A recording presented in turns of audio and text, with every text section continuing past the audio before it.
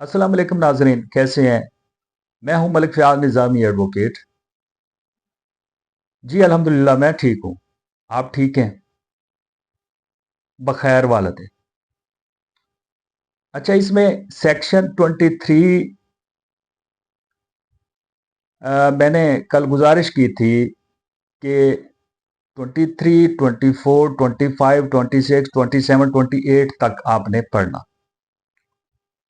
Section 23 जो है ये कल भी who may obtain specific performance, वो कौन सा ऐसा फरीक होगा, मुतासरा फरीक होगा जो कि वो स्पेसिफिक परफॉर्मेंस हासिल कर सकता। अच्छा, इसका तयन पहले उन्होंने कहा कि वो मुतासरा शख्स होगा। मुतासरा शख्स, मुतासरा पार्टी, इसको पार्टी पढ़ लें क्योंकि ये पार्टी भी आ रहा है और मुतासरा भी आ रहा है, एग्रीव्ड भी आ रहा है, तो इसमें काफी सारी इस्तिलाहात। इसको मुतासरा फरीक, फरीक पढ़ लें, मुतासरा फरीक पार्टी, मुतासरा पार्टी पढ़ लें इसको। अच्छा, अब नंबर 2 पे अगर उसका मुतासरा का मुतासरा का रिप्रेजेंटेटिव होगा। अच्छा, असल में मालिक ने मुतासर होना है ना, उसका उसने आगे बिठा दिया रिप्रेजेंटेटिव। अच्छा, अब मालिक ने उसको अटॉर्नी दे दिया, तो अब लीगल पोजीशन तो ठीक है, लेकिन मुतासरा कौन होगा? जो टाइटल का हामिल होगा, उसका जो रिप्रेजेंटेटिव होगा उसको वो भी स्पेसिफिक परफॉर्मेंस ले सकता, क्योंकि उसने एक representative in form of attorney, जो मुख्तार आम होता नहीं है, मुख्तार खास भी होता है, तो वो वाला है। अगर वो बंदा होगा तो भी वो स्पेसिफिक परफॉर्मेंस हासिल कर सकता। नंबर 3 पे चलते हैं। उसके लीगल हेयर्स हो, लीगल हेयर्स यानी एक फरीक था, वो फौत हो गया, अब उसके बच्चे जो हैं, अब बच्चों पे भी तो वो एग्रीमेंट जो है वो जाना है ना भाई, इन्फोर्स होना है ना। तो वो लीगल हेयर्स वो वाले हैं कि अगर इस टाइम में एक फरीक जो है वो फौत हो जाता है, तो उसके जो बच्चे हैं, जो उसके लीगल हेयर्स हैं, जिनको उसकी विरासत जानी है, जायदाद जानी है, वो भी जो है वो स्पेसिफिक परफॉर्मेंस ऑब्टेन कर सकते हैं। अच्छा, यहां ना एक और इस्तेलाह उन्होंने दी, वो थी रिवाइजनर इन रिमाइंडर, रिवाइजनर इन रिमाइंडर। अच्छा, इसको सक्सेसर भी आप कह सकते हैं। सक्सेसर वो होते हैं, या रिमाइंडर वो होता है जो रिमाइंड करवा रहा होता है कि after death of that person, जब विरासत ओपन होगी, तो वो क्या है? रिवाइजनर है, रिमाइंडर है। विरासत ओपन होगी, ए बी सी डी को मुंतकिल होना होगी, तो वो क्या है? रिमाइंडर्स हैं। यस यस, टाइटल के रिमाइंडर्स, रिमाइंडर्स हैं। अच्छा, अब बिल फर्ज कहा जाता है, जब बंदा फौत हो गया, डेथ सर्टिफिकेट बनवा लिया, तो उसकी विरासत ओपन हो गई, ठीक है। यहां रिवाइजनर, reminders are here, here here, ठीक हो गया। अब अगर वो बंदा दोबारा उठ के आ जाता है, तो फिर तो वो रिमाइंडर हुआ। यस यस, यही रिवाइजनर और रिमाइंडर वाली बात इसमें की गई है। तो आगे चलते हैं। इसी में जो नंबर 5 पे पड़ा है ना जी, वो है मर्ज का, इमलगेशन का। जैसा कि जैज वारिद कंपनी, अब ये जो वारिद कंपनी थी ना, ये जैज में क्या हो गई? मर्ज हो गई, मर्ज हो गई, इमलगेट हो गई। अच्छा, अब अगर किसी का क्लेम होगा, अगर किसी का क्लेम होगा, तो वो वारिद से करेंगे या जैसे करेंगे, वो जैसे करेंगे, क्योंकि वारिद तो इमलगेट हो गया ना, मर्ज हो गया ना, वहां जाके छुप गया, वारिद छुप गया, तो जो खड़ा है जैज, जैज खड़ा है, good, very good, jazz company. तो उस जैज कंपनी से आप क्लेम करेंगे, यस, वो क्लेम भी देंगे किसका, वारिद का। अच्छा बहरहाल ठीक है, जो भी है चलने दे सिलसिला। अच्छा ये 5 में आया, और 6 में प्रोमोटर्स ऑफ कंपनी। अच्छा ये जो प्रमोट करते हैं ना किसी कंपनी को, वो होते हैं प्रोमोटर्स।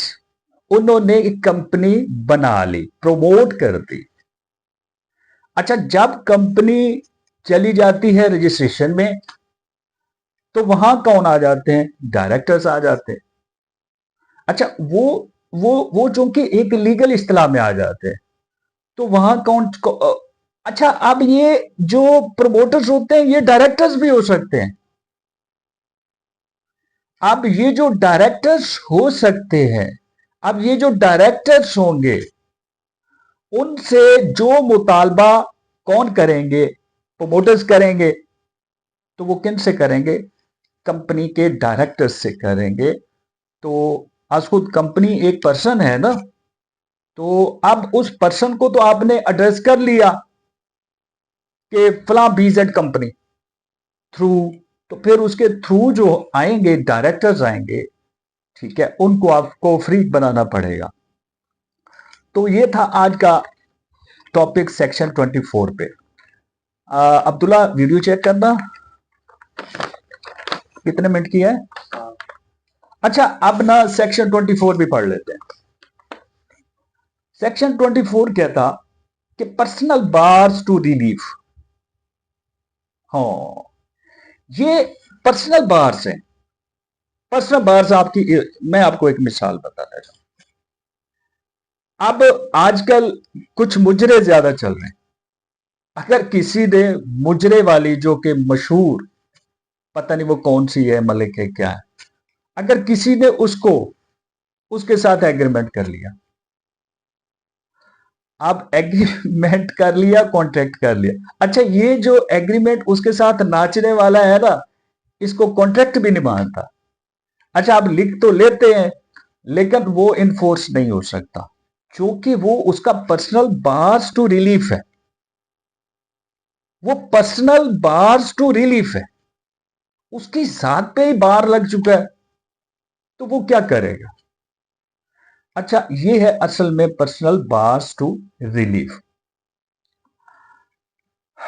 अच्छा इसमें 2 कैटेगरीज, बल्कि 3 कैटेगरीज रखी गई है। वो कहते हैं जी, इफ कंपनसेशन रिसीव्ड, ये पर्सनल बार में अगर कंपनसेशन वो ले लेता है, तो ये हो गया उसका पर्सनल बार। मतलब 2 फरीक थे, एक फरीक ने कहा जी कि मुझे कंपनसेशन दे दो, तो वो कंपनसेशन का एक अलहदा जो है एग्रीमेंट होना चाहिए। जी जी जी जी, उसका एक अलहदा एग्रीमेंट हो। तो जब वो एग्रीमेंट सामने आ जाएगा, तो उसको अख्तियार ही नहीं, वो नहीं जा सकता, वो दावा नहीं दायर कर सकता। एक बात। दूसरी बात वो कहते हैं, if not performed, if part not performed. अच्छा ये कहते हैं कि अगर एक बंदे ने, देखिए part performance on both parties होती है ना, भाई 2 फरीक है, एक ने पैसे देने हैं बकाया, दूसरे ने इंतकाल देना, यही है पार्ट परफॉर्मेंस। अब एक बंदे ने पैसे ही नहीं दिए और वो कोर्ट में पहुंच जाता है, तो इसलिए ऑर्डर किया जाता है रिमेनिंग कंसिडरेशन का। तो भाई आप पैसे तो दो। वो कहते हैं पैसे मैं देने के लिए, हाँ फिर तो रेडीनेस भी वो शो करे कि रेडी, ठीक है जी, नहीं किया लेकिन अब मैं करने के लिए तैयार हूं, पैसे देने के लिए तैयार हूं। लेकिन यहां क्या हो रहा है, मेरे दीगर मुकदमात है, नहीं देते पैसे, रिमेनिंग अमाउंट तो दो। वो भाई आपने एक चीज खरीद कर ली है यार, तो उसके बकाया पैसे जमा करवाओ। अपनी गुड फेथ अगर नहीं करोगे, तो उसके जो जो भी लीगल कॉन्सिक्वेंसेज हैं वो आपको फेस करना पड़ेंगे। अच्छा ये थी, अगर वो कंपनसेशन रिसीव कर लेता है, तो उस सूरत में, अच्छा ना ना ना, हम कह रहे थे पार्ट नॉट परफॉर्म। पार्ट एक बंदे ने किया ही नहीं, तो वो कहता है जी कि ये जनाब मुझे बकाया पैसे आप जमा करवाएं, फिर उसको बुलाते हैं। अच्छा, ये तो अगर उस तो ये भी उस पर पर्सनल बार है। अब ये बात आगे निकल गई है, पर्सनल बार पे चली गई है। याद रखना इस बात को, अरशद भाई इस बात को याद रखना, ये पर्सनल बार पे चली गई है। अच्छा आगे है, if contract fulfil or affect compromise, अगर कॉन्ट्रैक्ट को फुलफिल कर लिया जाए, ये वजाहत जो है ये करेंगे अगली वीडियो में। ये बड़ी दिल को लगी है और दिमाग को लगी है। अपना बहुत सारा ख्याल रखिएगा, मिलते हैं।